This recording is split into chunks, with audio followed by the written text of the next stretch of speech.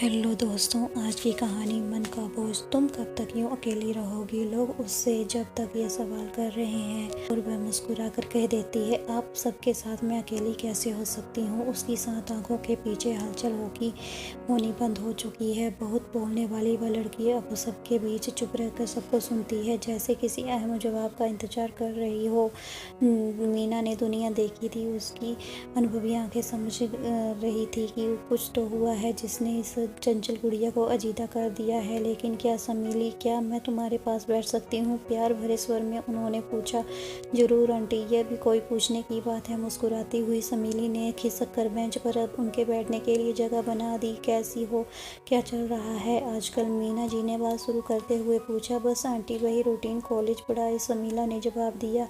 आप सुनाइए। बस बेटा, सब बढ़िया है। आजकल कुछ न कुछ नया सीखने की कोशिश कर रही हूँ। चश्मे को नाक पर सही करते हुए मीना ने कहा। अरे वाह, क्या सीख रही है इन दिनों? समीला ने कृत्रिम उत्साह दिखाते हुए कहा, जिसे मीना समझकर भी अनदेखा कर गई। बस यही कि उन अपनों को कैसे अपना बनाया जाए जो मुझे अपना कहते तो हैं पर अपना समझते नहीं। मीना ने लंबी सांस भरी और चश्मा ऊपर बालों में टिकाते हुए समीला की आंखों में आंखें डालकर अपने तब भरे लहजे से कहा। मीना की बात सुनकर समीला की नज़रें भी मीना के चेहरे पर गड़ गई। भावुक नज़रों से वह उनकी तरफ देखने लगी, जैसे वह कुछ समझने की भरपूर कोशिश कर रही हो। उसका गला भर आया और कुछ हिचकिचाते हुए रुद्र स्वर में वह बोली, नहीं आंटी जी, जैसा आप समझ रही हैं ऐसी कोई बात नहीं है।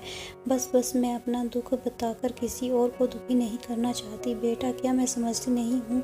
पति के निधन के बाद यूँ अकेला जिंदगी काटना आसान नहीं होता। जब तुम्हारे पति के रोड एक्सीडेंट की खबर सुनी, मन दहल गया था। 2 दिन तक गले के नीचे एक और तक न उतरा था। मेरे और अनिल ने तो अपने आप को कमरे में ही बंद कर लिया था। बड़ी मुश्किल से उसने स्प्रे को संभाला है। शमीला अचंभित होकर बस मीना की बातें सुन रही थी।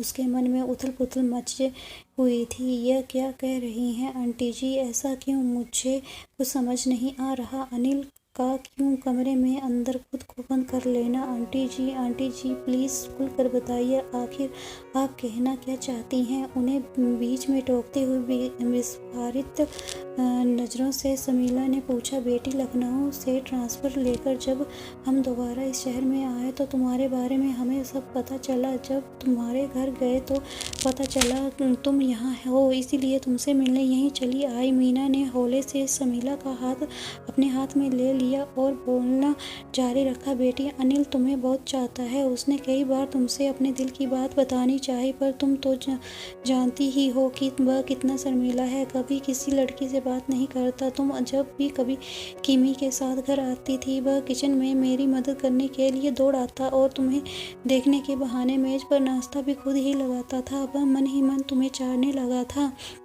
बेटी, तुम्हारा नाम सुनती ही उसका चेहरा टमाटर की तरह लाल सुर्ख हो जाया करता है। मैंने उसके मन को भांप लिया था, इसलिए जब उससे तुम्हारे बारे में बात की तो उसने मुझसे अपने दिल की बात कह दी। बेटा, किसी अच्छे मौके पर तुमसे इस विषय पर बात करके हम तुम्हारे मम्मी पापा से मिलने की सोच रहे थे, लेकिन शायद ईश्वर की कुछ और ही इच्छा थी। तुम्हारी शादी तय हो गई। एक और मीना बोलने जा रही थी, दूसरी ओर शमीला की आंखों से भर भर कर आंसू बह रहे थे। वह न जाने क्या सोच रही थी। उसकी खुशी में ही मेरी खुशी है बेटी, उसकी माँ पसंद तुम हो। कहो, क्या तुम मेरे बेटे से शादी करोगी? बोलो बेटा, क्या मेरे अनिल से शादी करोगी? शमीला का गला रुद्र था, अश्रु पलकों का दायरा तोड़कर दौड़ चुके थे। आंटी जी, जिस दिन उसका एक्सीडेंट हुआ, मेरा उसका बहुत बड़ा झगड़ा हुआ था। वह बहुत गुस्से में घर से निकला था। उसका एक्सीडेंट मेरी ही वजह से। शमीला के मन में एक बार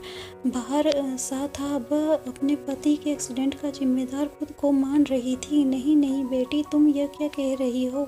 उसकी मौत की जिम्मेदार तुम नहीं हो। अपने मन से यह बोझ उतार दो। शमीला बेटा, जीवन और मृत्यु उस ऊपर वाले के हाथ में है। जब वह सबको गिन कर सांसें देता है और सांसें पूरी हो जाने के बाद उन्हें अपनी शरण में ले लेता है। इसमें तुम्हारा कोई दोष नहीं, यह सब किस्मत का खेल है बेटा। शमीला बैठ गई और काफ़ी देर तक ज़मीन में अपना सिर गड़ाई रोती रही। मीना चाहती थी कि शमीला आज जी भर कर रो ले ताकि उसका दर्द पिघल कर पूरी तरह से बह जाए, इसीलिए उसने भी उसे रोने से नहीं रोका। रो ले बेटा, आज जी भर कर रो ले, क्योंकि मैं नहीं चाहती कि मेरी होने वाली बहू की आंखें दोबारा कभी नम हों। माँ, सिसकते हुए शमीला मीना से लिपट गई। शायद शमीला के मन का बोझ अब उतर चुका था। अगर आपको हमारी कहानी पसंद आई हो तो कहानी को like, share, comment and subscribe करें। धन्यवाद। राधे राधे।